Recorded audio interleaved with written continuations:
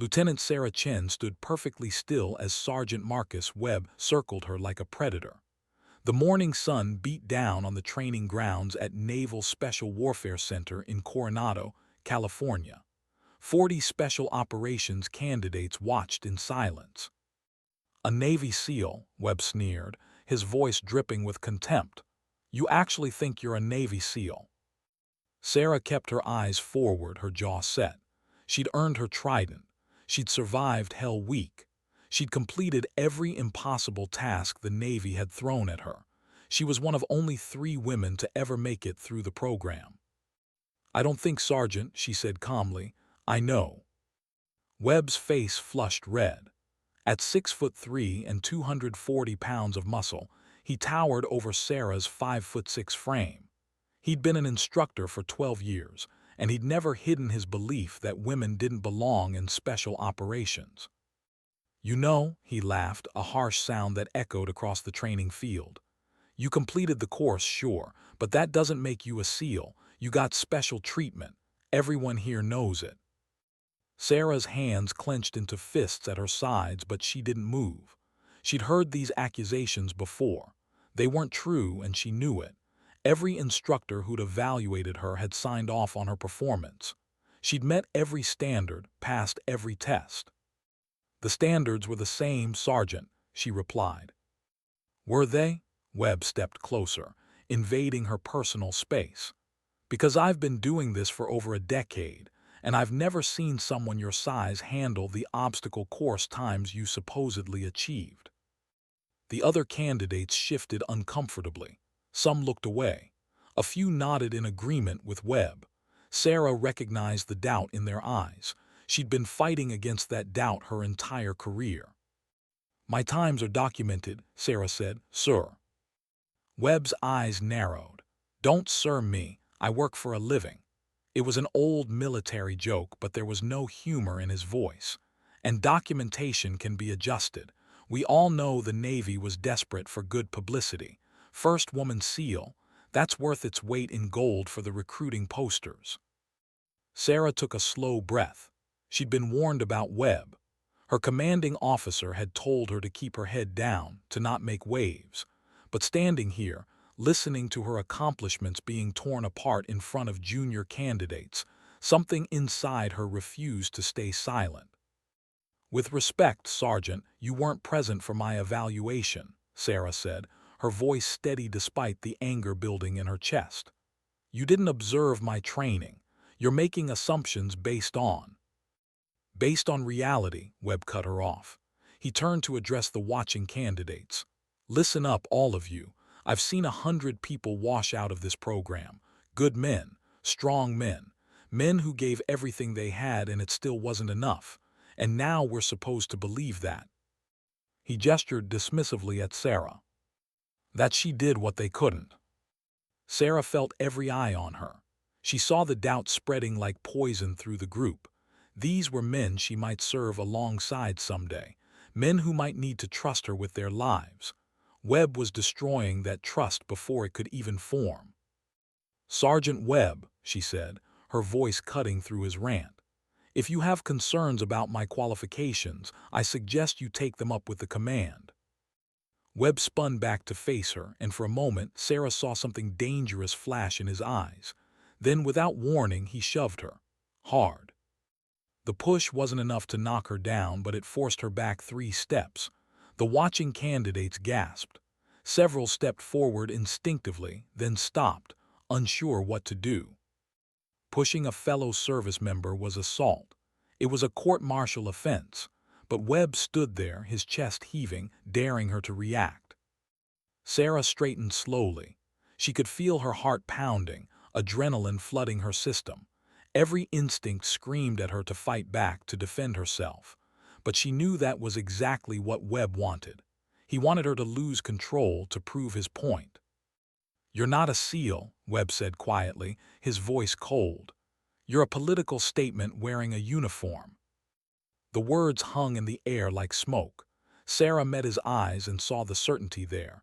He truly believed what he was saying. To him, she would never be enough, could never be enough. But Webb had just made a critical mistake. And in the coming days, that mistake would cost him everything. Sarah stood at attention in Commander Patricia Morgan's office 2 hours later. The room was sparse, decorated only with commendations and unit photos spanning 3 decades of service. Commander Morgan sat behind her desk, her silver hair pulled back in a tight bun, her expression unreadable. "At ease, Lieutenant," Morgan said. Sarah relaxed her posture slightly but remained standing. She'd reported the incident immediately after Webb dismissed the training formation. Protocol demanded it. But more than that, Sarah knew that letting it slide would only embolden Webb and others like him. "I've reviewed your report," Morgan said, tapping a folder on her desk. "Sergeant Webb denies pushing you. He claims you stumbled backward during a demonstration." Sarah's jaw tightened. "That's not what happened, ma'am." "I know." Morgan's eyes met hers. "I've also spoken with 3 of the candidates who witnessed the incident. Their statements corroborate your account." Relief washed over Sarah, but it was short-lived. "However," Morgan continued, "this puts us in a difficult position. Sergeant Webb has been with this command for 12 years.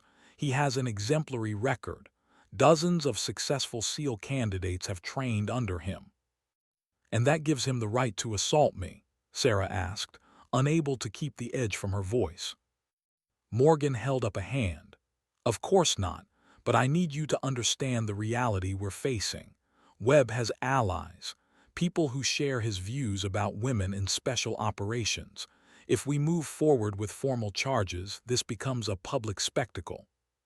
Sarah stared at the commander. "So you're asking me to let it go?" "I'm asking you to consider the bigger picture," Morgan replied. "You've achieved something remarkable, Lieutenant. You're a role model for women across the armed forces, but if this turns into a drawn-out legal battle, it becomes the story. Not your accomplishments, not your service, just the conflict." Sarah felt something cold settle in her stomach. She'd heard variations of this speech before. Don't make waves. Think of the optics. Consider the mission. It always came down to women being asked to accept less, to tolerate more, for the good of everyone else.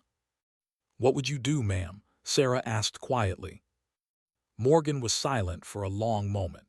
Then she stood and walked to the window overlooking the training grounds. "When I was coming up through the ranks, I had an executive officer who made my life hell.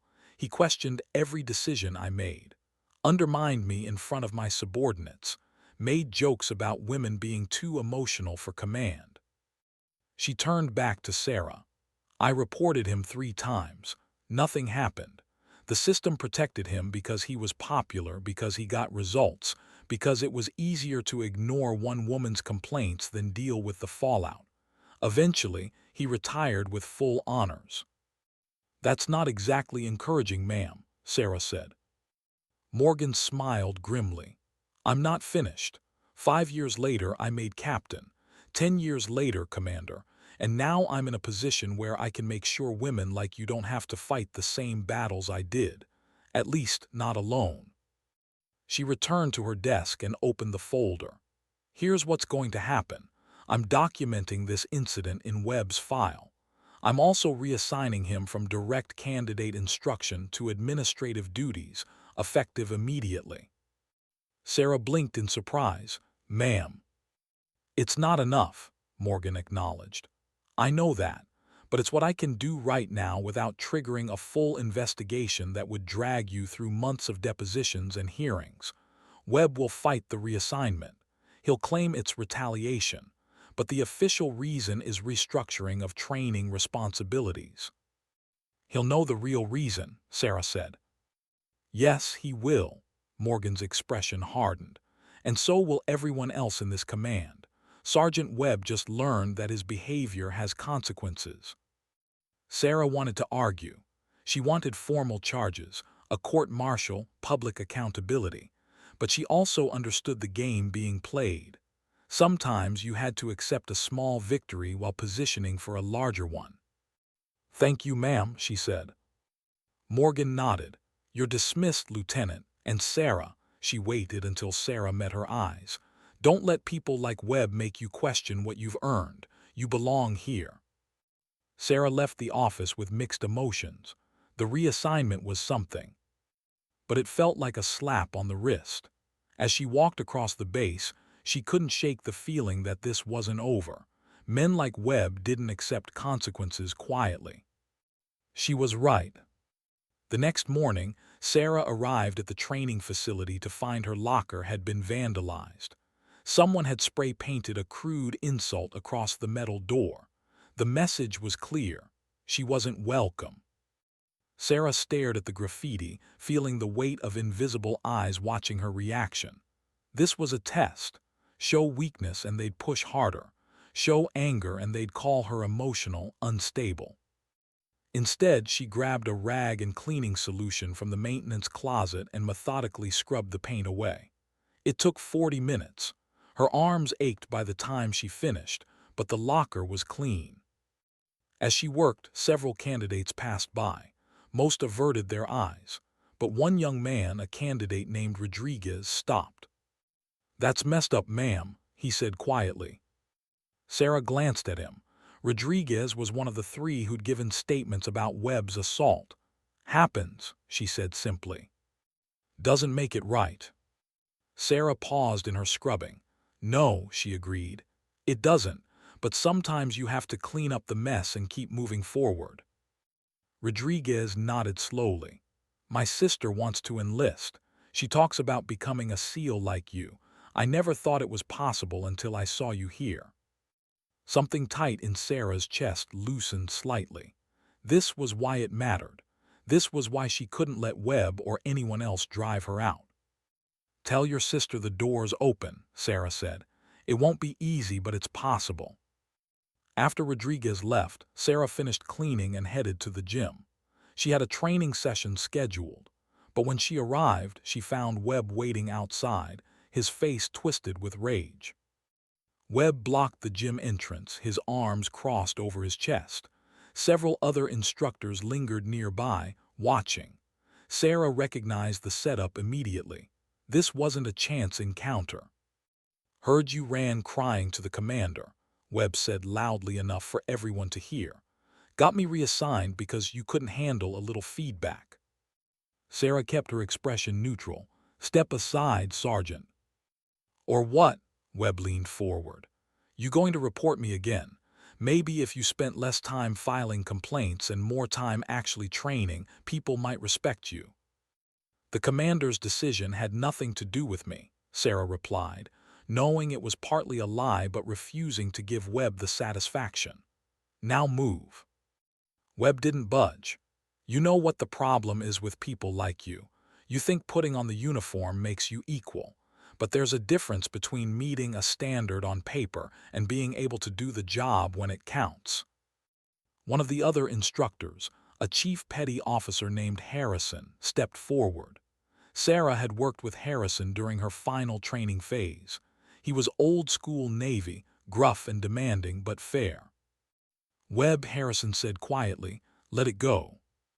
Webb spun toward him. "You're defending her." Harrison's expression didn't change. "I'm telling you to step aside and act like a professional, sir." The title was technically incorrect since Webb was enlisted and Harrison was senior enlisted, but the point landed. Harrison was reminding Webb that rank and respect weren't the same thing. For a moment, Sarah thought Webb might actually take a swing at Harrison. His hands clenched and unclenched at his sides.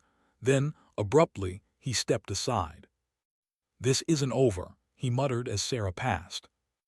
Inside the gym, Sarah found Harrison had followed her in. He waited until the door closed before speaking. "Webb's got friends," Harrison said without preamble. "People who think like he does. The locker thing, that's just the start. They're going to make your life difficult." "I can handle it," Sarah said. "I know you can. You wouldn't have made it through selection if you couldn't." Harrison pulled out a water bottle and took a drink. "But handling it alone is different than having backup. Just want you to know some of us see what's happening. Some of us don't like it." Sarah studied the older man's face. "Why are you telling me this?" Harrison shrugged. "I got a daughter. She's 17, wants to join the Navy. Every time I talk to her, she asks about you, asks if it's really possible for women to do this job. He met Sarah's eyes. I want to be able to tell her yes, but I also want to be able to tell her the Navy will have her back when she faces people like Webb. Will it? Sarah asked bluntly. Harrison was quiet for a moment. I don't know, he admitted, but I know I will, and I'm not the only one. Over the next week, Sarah discovered Harrison was right on both counts. The campaign against her intensified. Equipment went missing. Training schedules were changed without notice. Rumors spread about her getting special accommodations, sleeping with superior officers, being a diversity hire rather than a qualified operator. But she also found unexpected allies. Rodriguez and two other candidates from the training session started eating lunch with her in the mess hall, a small gesture that spoke volumes. Lieutenant Commander James Park, who ran advanced tactics training, made a point of publicly praising her performance during a demolition exercise. And Harrison became a steady presence, never intrusive but always available when she needed advice or simply someone who understood the terrain she was navigating. The breaking point came during a joint training exercise with another SEAL team from Naval Special Warfare Group 1. Sarah's team was tasked with a mock hostage rescue. Webb had managed to get himself assigned as an observer, ostensibly to evaluate the candidates but really to watch Sarah fail. The scenario was brutal. The hostages were held in a fortified building with multiple entry points and armed defenders. Sarah's team had to plan and execute the rescue within a strict time limit. As team leader for this exercise, Sarah studied the building plans and defender positions. She noticed something the scenario designers probably thought she'd miss.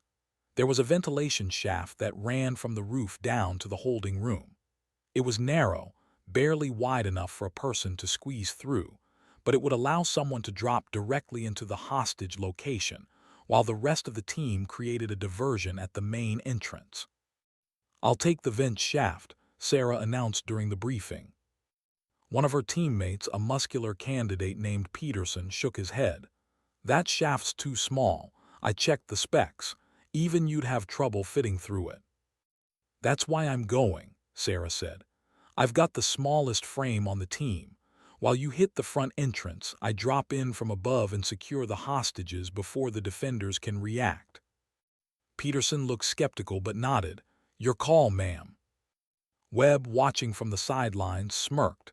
"This should be entertaining," he said to the other observers. The exercise began. Sarah's team moved into position. The front entry team prepared their breaching charges, making enough noise to draw the defenders' attention. Meanwhile, Sarah climbed to the roof. The ventilation shaft entrance was even smaller than she'd anticipated. She had to remove her tactical vest and attach it to a rope so she could pull it down after her. Then, taking a deep breath, she lowered herself into the shaft. Immediately, she knew this was going to be close. The metal walls pressed against her shoulders. She had to exhale completely to inch her way down, using her knees and elbows for leverage. Sweat dripped into her eyes. The space was claustrophobic, suffocating. For a moment, panic flickered at the edge of her thoughts. If she got stuck, if the shaft narrowed further, she'd be trapped.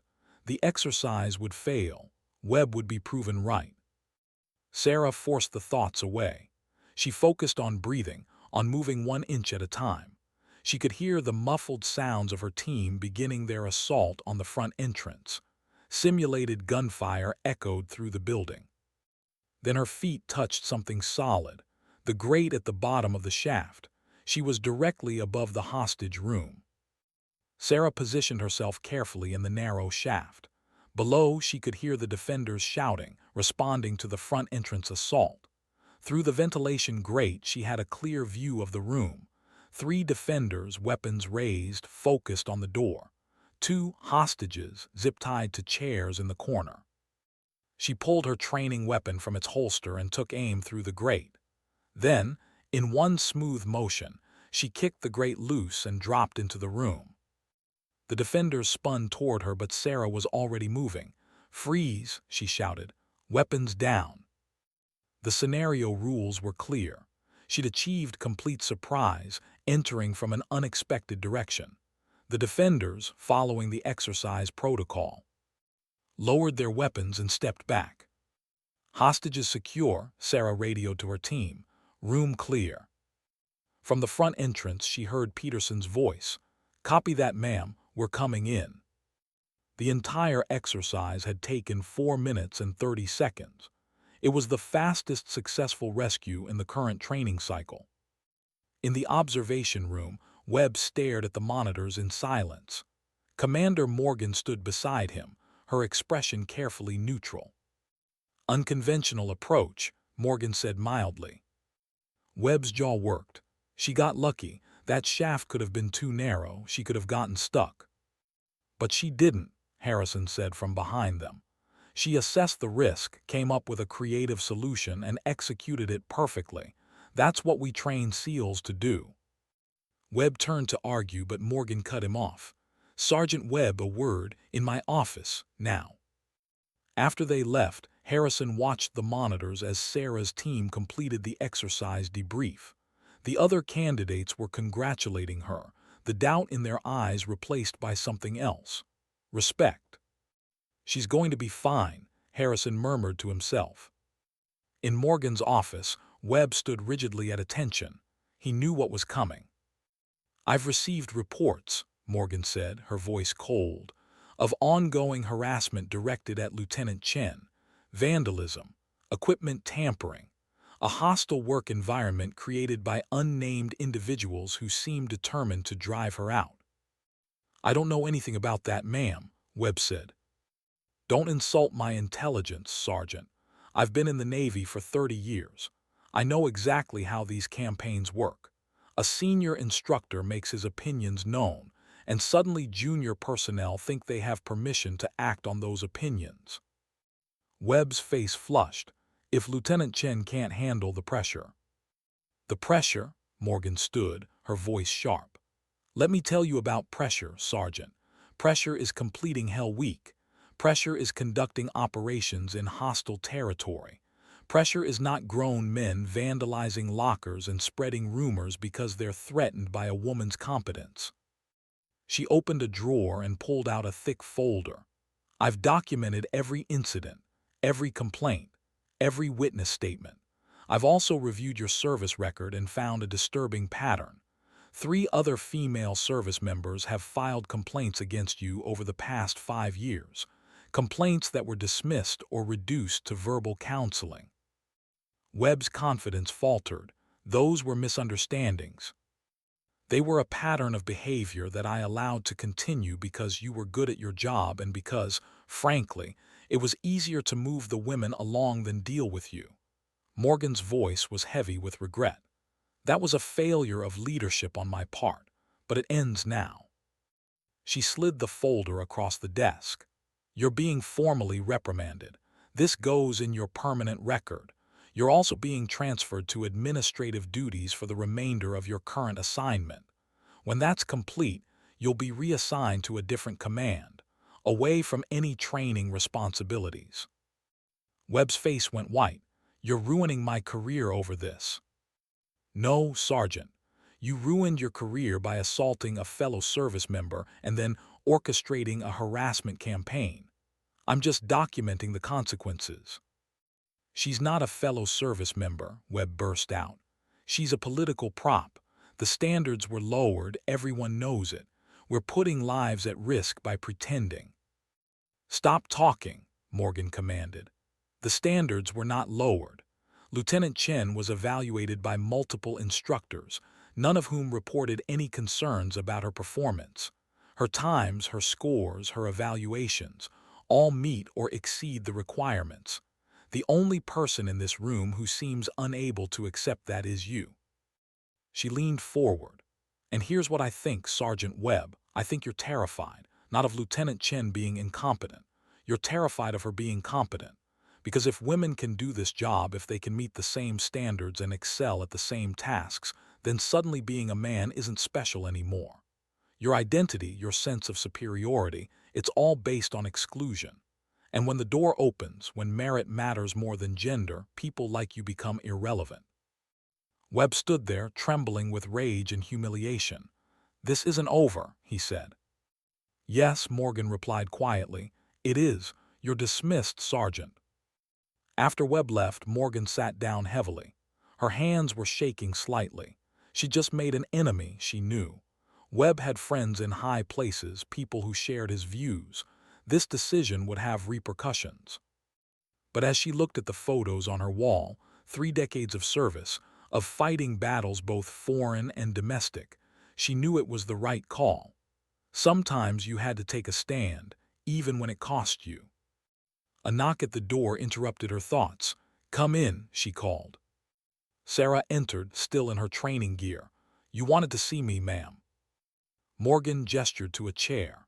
"I wanted to inform you that Sergeant Webb has been formally reprimanded and will be transferred at the end of this cycle." Sarah's expression didn't change, but Morgan saw the tension leave her shoulders. "Thank you, ma'am." "Don't thank me yet," Morgan said. "This is going to make waves. Webb won't go quietly. And there are others who think like him. The Navy's changing, but change is slow and messy." "I understand, ma'am." Morgan studied the young woman in front of her. "Do you? Because this is bigger than one instructor or one base. You're a symbol now, whether you wanted to be or not. Every time you succeed, it challenges decades of assumptions. Every time you fail, and you will fail sometimes because everyone does, it'll be used as evidence that women don't belong." Sarah met her eyes steadily. "I'm aware of that, ma'am. It's not fair, but it's reality. And you're willing to accept that burden." "I don't have a choice," Sarah said simply. "If I quit, if I let people like Webb drive me out, then the door closes again. Maybe for another generation. I can't let that happen." Morgan nodded slowly. She recognized the determination in Sarah's voice. She'd felt it herself, 30 years ago, when she'd been a young officer fighting her own battles. 6 months later, Sarah stood in the briefing room at Naval Special Warfare Development Group in Virginia Beach. Around the table sat 12 SEALs from various teams, all veterans of multiple deployments. She was the only woman in the room. Commander Morgan had been true to her word. After the incident with Webb, Sarah had been assigned to an operational team. Real missions, not just training. It was what she'd worked for, but it also meant proving herself all over again to a new group of skeptics. The team leader, Lieutenant Commander Marcus Stone, stood at the front of the room. He was a legend in the SEAL community, with 3 Bronze Stars and a reputation for bringing his people home alive. "All right, listen up," Stone began. "We've got a situation developing in East Africa. American contractors taken hostage by a militant group. State Department's been negotiating for 2 weeks with no progress. We're being tasked with a rescue operation." He pulled up satellite imagery on the screen. The hostages are being held in a compound outside Mogadishu. Heavy security, multiple entry points, civilian population nearby. It's going to be complicated. As Stone laid out the preliminary intelligence, Sarah studied the images carefully. The compound was similar to the training scenario she'd run months ago, but larger and far more complex. "Chen," Stone said suddenly, "what do you see?" Sarah stood and approached the screen. She'd learned that Stone tested all his team members this way, putting them on the spot to see how they thought under pressure. "The main building has a flat roof," she said, pointing. "But there's a smaller structure here, attached to the main compound. Looks like it might be a guard quarters or storage. If we can get eyes on that roof, we might be able to determine the interior layout of the main building." Stone nodded. "Good, what else?" Sarah zoomed in on the compound's perimeter. The walls are high, but there's a drainage pipe running from inside the compound to the street. Could be an entry point for a small team. "Or a trap," said one of the other operators, a grizzled chief named Ramirez. "Could be," Sarah agreed. We'd need ground reconnaissance to confirm, but if it's viable, it gives us an option the enemy won't expect. Stone studied the screen for a long moment. All right, we've got 48 hours to plan this op. Chen, you're on reconnaissance planning. Ramirez, you handle assault team composition. Everyone else, you know your jobs, let's move. As the team dispersed, Stone pulled Sarah aside. You did good work in that training exercise in Coronado, he said quietly. Morgan sent me your file, told me about the situation with Webb. Sarah's guard went up. Sir, Relax, Stone interrupted. I'm not bringing it up to question your qualifications. I'm bringing it up because I want you to know that kind of garbage doesn't happen on my team. You're here because you earned it. Period. Anyone has a problem with that, they can take it up with me. Sarah felt a knot she hadn't realized she was carrying loosened slightly. Thank you, sir. Don't thank me, just do your job. Stone paused. But I will tell you this. Webb's gone, but the attitude that created him is still out there. You're going to face it again. Maybe not as blatant, but it'll be there. How you handle it defines not just your career, but the opportunities for everyone who comes after you. I understand, sir. Stone nodded. I think you do. Now get to work. The next 48 hours were a blur of planning, coordination, and preparation. Sarah worked closely with the intelligence analysts to develop a reconnaissance plan. Her idea about the drainage pipe proved viable. It was large enough for a person to crawl through and led directly into the compound's courtyard. The operation launched on a moonless night. Sarah was part of the reconnaissance team, tasked with infiltrating the compound ahead of the main assault to confirm hostage locations and disable security systems. She crawled through the drainage pipe, her body covered in mud and worse, her weapon held above the filth. It took 20 minutes to traverse the 100-meter pipe. When she emerged in the courtyard, she had less than 3 minutes to reach her position before the guards completed their patrol route. Sarah moved like a ghost, using the shadows and her training to avoid detection. She reached the small structure she'd identified in the satellite photos and climbed to the roof. From there, she had a clear view into the main building through a second-floor window. 3 hostages, 6 guards, the layout matched their intelligence. She radioed the information back to Stone. Serpent 6, this is Recon 2. I have eyes on the packages. 3 confirmed, 6 guards, layout matches briefing. Copy Recon 2, Stone's voice crackled in her ear. Stand by for main assault. ETA 3 minutes. Sarah held her position, her weapon ready. Below, the guards were relaxed, confident. They had no idea what was about to happen. When the assault team breached the compound walls, it was swift and precise. Sarah provided covering fire from her elevated position, taking out 2 guards who tried to flank the main team. Within 8 minutes, the hostages were secure and the team was exfiltrating. On the helicopter ride back to the base, Ramirez slid into the seat next to Sarah. That was some good shooting up there, he said, his voice barely audible over the rotor noise. Just doing my job, Sarah replied. Ramirez grinned. Yeah, well, you do it damn well. I'll admit, when I heard we were getting a female operator, I had my doubts, but you proved yourself tonight. Sarah nodded, accepting the compliment for what it was, hard-won respect from a peer. Back at the base, as the team debriefed, Stone made a point of highlighting Sarah's contributions. Chen's reconnaissance and fire support were critical to the mission's success, he said. She performed exactly as I expected, like a SEAL. The words were simple, but they meant everything. This was what she'd been fighting for, not recognition, not glory, but the simple acknowledgement that she belonged. Later that night, Sarah sat alone in her quarters, writing an email to Commander Morgan. She described the mission, the team's acceptance, the feeling of finally being judged on her merits rather than her gender. As she wrote, her phone buzzed, a message from Harrison. Heard about your mission. Well done. Also thought you should know, Webb filed a complaint against Morgan. claims she discriminated against him. It's going to a board review. Sarah stared at the message, anger flaring. Even now, even after everything, Webb was trying to hurt the people who'd stood up for him. But then she remembered Stone's words. How you handle it defines not just your career, but the opportunities for everyone who comes after you. Sarah picked up her phone and called Morgan. I heard about Webb's complaint, Sarah said when Morgan answered. Don't worry about it, Morgan replied, though Sarah could hear the fatigue in her voice. I knew this was coming. I want to testify, Sarah said. If this goes to a board review, I want to be there.